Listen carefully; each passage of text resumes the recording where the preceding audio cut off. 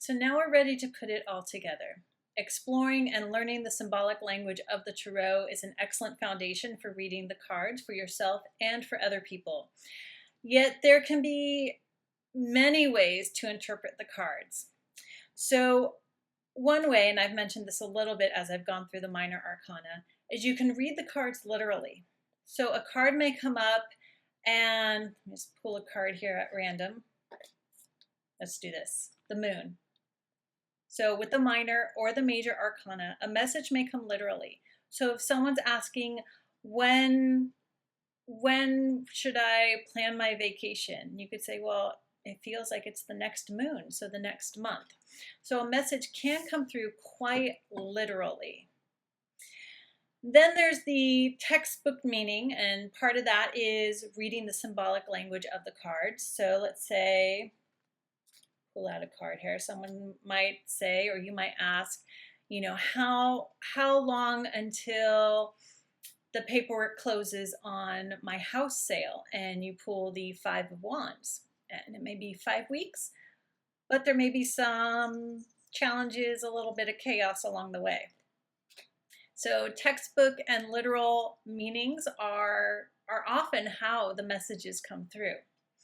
And then, of course, there's the intuitive way of reading the cards, or bringing in your intuition, including your intuitive insights, whether it's clairvoyantly, clairaudiently, clairsentiently, however you get messages, incorporating that. And that takes more practice, especially if you feel you're not very intuitive.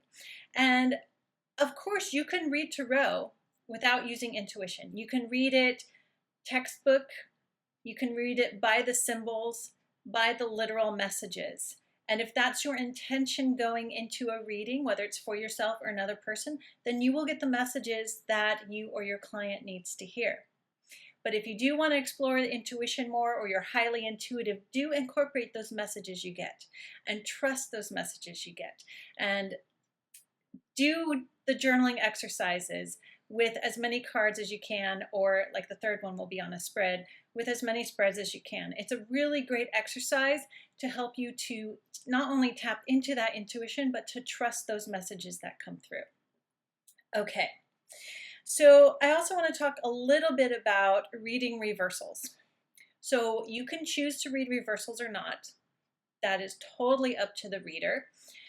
You can choose to just read the cards with whatever message comes through, whether they show up upright or reversed. You can keep your cards all upright, or you can say, I will read reversals a little differently.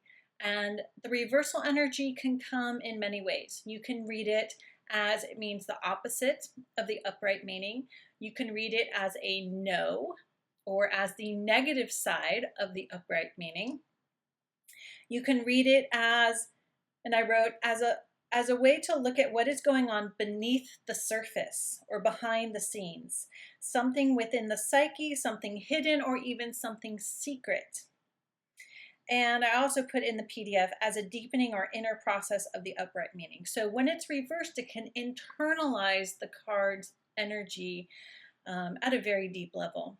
And another way to read reversals is as delay, or energy slowing down, or things not yet coming in, but they will be. So that's another way to read reversals.